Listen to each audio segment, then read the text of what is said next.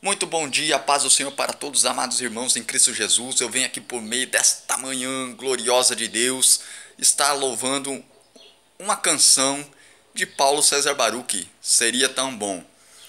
Seria tão bom se o que a gente fala fosse pura compaixão, amor, cuidado e zelo por aquele nosso irmão. Seria tão bom.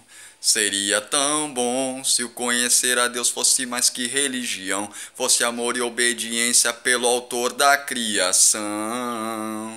Seria tão bom parar na estrada, se aproximar, chegar bem mais perto e sem escolher, fazer o que é certo, cuidar e acolher.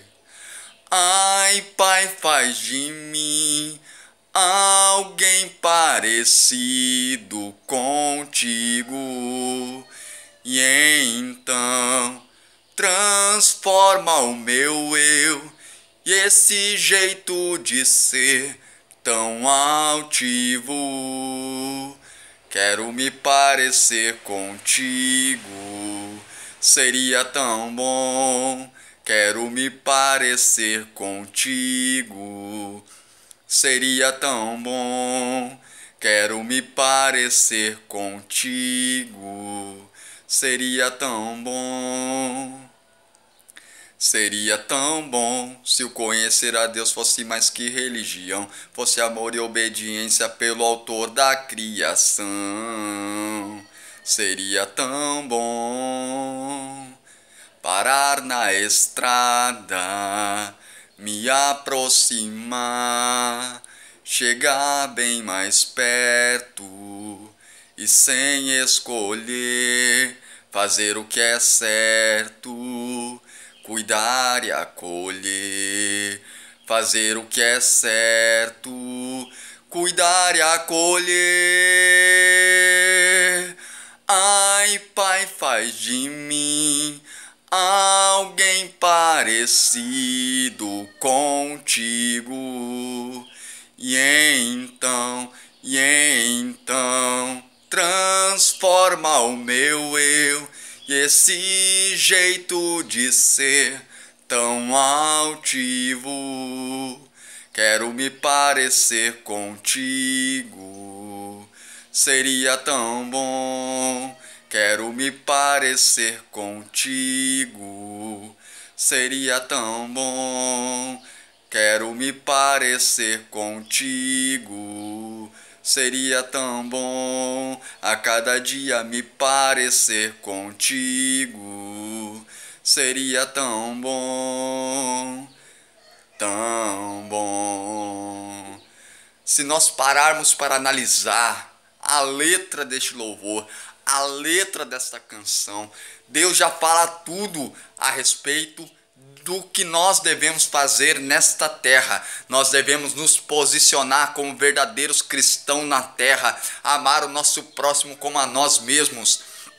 Como poderemos amar o nosso próximo como a nós mesmos, se em vez de nós clamarmos pela vida do nosso próximo, do nosso irmão, nós queremos o pior para ele?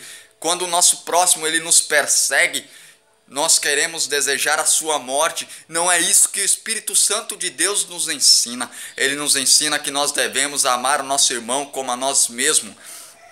Se nós não nos posicionarmos como servos de Deus, esta nossa nação vai perecer. A catástrofe será muito grande através da escolha que nós fizermos neste fim de semana. Que nós venhamos nos posicionar como servo de Deus, não aceitar a iniquidade na terra, não aceitar tudo aquilo que um dia o Senhor abominou na terra. Quando a promiscuidade na terra era dominada em Sodoma e Gomorra, o que Deus fez? Ele destruiu a terra. Ele fez isso porque ele não aguentava mais toda a prostituição espiritual que aquelas duas nações estavam passando, aquelas duas terras estavam passando. Quando ele quis destruir o povo de Nínive, era pela mesma maneira, porque ele já não aguentava mais tanta perversidade, tanta maldade no coração do homem, e ele envia o seu profeta lá, profeta Jonas, para que ele pregasse para aquela nação, para que se arrependesse dos seus maus caminhos e se convertesse a Deus, porque ali imperava muita maldade, imperava tudo aquilo que não prestava no coração do homem. Quando Deus mandou o dilúvio na época de Noé, ele mandou porque ele já não aguentava mais tanto pecado no meio do povo, ele não aguentava mais tanta desgraça no meio do povo, então ele mandou o juízo do dilúvio. Mas o Senhor Jesus, ele disse, o Senhor Deus, ele disse que ele não mais destruiria o homem, então ele vai usar o próprio homem para destruir o próprio homem. O juízo de Deus virá sobre a terra do Brasil, porque o Brasil está vivendo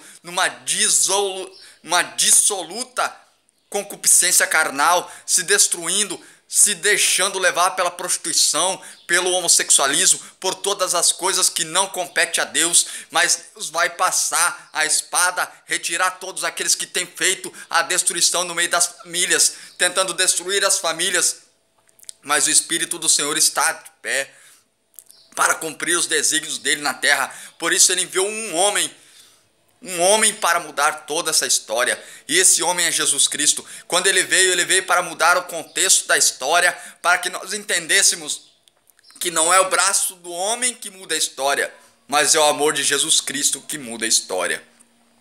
Se nós nos posicionar como servos de Deus, eu convido todo o povo de Deus a esta meia-noite nós dobrarmos os nossos joelhos, assim como Paulo e Silas fizeram naquela prisão, para que fossem libertos da prisão, que nós venhamos dobrar os nossos joelhos para ser liberto do caos que virá, para a glória de Deus. Nós precisamos se posicionar como homens e mulheres de Deus, para que nossas famílias não sejam destruídas e a liberdade cristã de pregar o evangelho não seja dispersa no Brasil, que nós não venhamos ser impedidos. Ninguém pode calar um adorador, nada pode parar um adorador. Então nós venhamos adorar a Deus em espírito e em verdade, para que nós sejamos libertos de toda a escravidão do pecado que tem imperado no nosso Brasil. Em nome de Jesus, amém.